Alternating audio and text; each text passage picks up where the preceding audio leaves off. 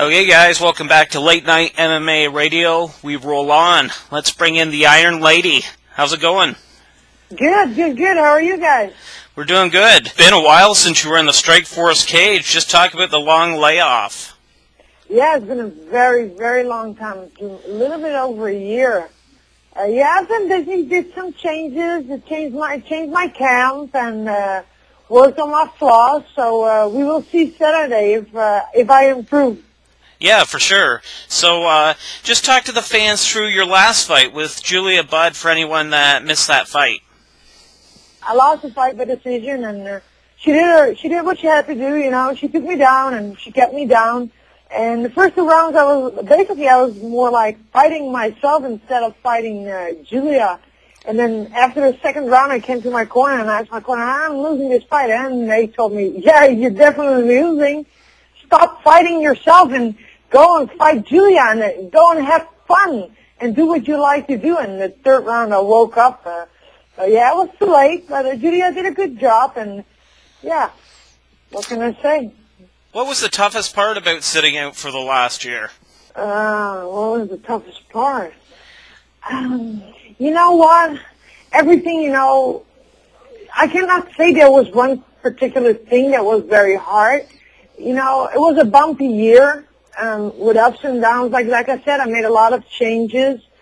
But in the end, I have to say I do not regret anything, and I'm happy in the situation I am, and it made me a different fighter. So I cannot say that there was one particular thing that was very heavy. It was overall, you know, I've learned a lot, and I think that's the most important thing. I've learned instead of making it very hard. Just talk about the camp that you've joined. I've been training with AKA to prepare myself for this fight, to work on my wrestling too, and I have a new boxing coach, Mark Tabuso, and I work with my jiu-jitsu with Leopoldo Serrao and Leandro Vieira. So I literally, you know, tried to be an MMA fighter. You know, I think I stuck too long with the fact that I came from stand-up, and you know, I didn't make a transition the way I should have been, and I think my mindset going into this fight is more as an MMA fighter. You know, I'm not saying that I'm good on the ground, but I definitely improved a little bit. That's for sure over the year. That's great to hear. Have you ever had a problem with the weight cut? No, my walking weight is around 146, so for me 145 is I can eat everything. So I'm happy with that. That's awesome. Yeah. So that must keep you happy. That keeps me very happy. I have to say that I always eat pretty lean. You know, I always try to stay as healthy as I can. So I was like, okay, I'm very light. Maybe I should eat a burger or something. So it made me very happy, I have to say. Just talk about your keys to victory in this fight. What'd you have to do to get the win? Wow. I think for me the most important thing is the key to the victory is that I have fun. And because I have already, of course, a lot of fights in Muay Thai, I forget to have fun. And that's what I changed also in my camp right now. And when I started training and preparing myself for this fight, I really enjoyed it. And by me embracing the fact that I want to become a real MMA fighter and learn all the aspects, make me have fun again. So I think for me the key to victory is having fun, because if I'm having fun, I feel good, and it doesn't matter what happens. You know, I'm ready on every aspect of the game where it's going to be. Now, you said you're training at AKA. Who will be in your corner for this fight? One of my training partners, Jenna Castillo, you know, she has been supporting me throughout the whole year in ups and downs, and she's an amazing. Javier Mendez, and it's going to be Daniel Cormier or one of my jiu-jitsu coaches. Okay, great. So it sounds like you'll have a pretty good corner heading into this fight. Yeah, I cannot complain. I'm lucky. I'm very lucky with my corners, absolutely. Okay, in the main event, we got Rosie taking on Kaufman. Give me a prediction for this fight. So funny. I do not do predictions. I'm against predictions because this is MMA. It's a very tricky game, and I think the best fighter will win. It's going to be an amazing main event, that's for sure. And both ladies are very skilled, so I'm looking forward. And it doesn't matter, I think, who's going to win the fight because in my eyes, if you step in the cage and you're prepared, and you're already a winner. So may the best fighter win. If you could fight anyone on the Strikeforce roster, who would it be and why? That's a very hard question because I'm really not a fighter. I've never been a fighter that says, "Oh, I want to fight that person or I fight that person."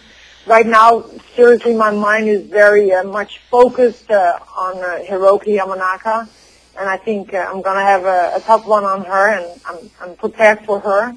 So what happens after her, I really cannot do any predictions about that.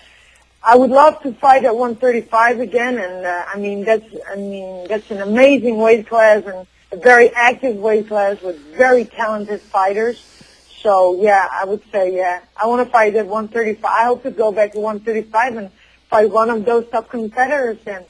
Okay, and a lot of the Strikeforce girls have been having some problems getting some fights in Strikeforce, so they've been heading over to Invicta FC. Would you consider that if you weren't getting a fight?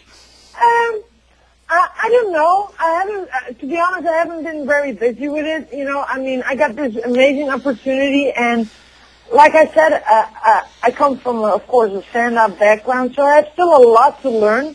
Of course, a year layoff is a very long time, but it gave me a lot of time to work on a lot of skills. So let's say, I can say that I'm very patient. I'm very young still, 28. Yeah, I'm very young, and I have still a long way to go. So, I wait patiently, and whatever comes on my path, I will follow that path.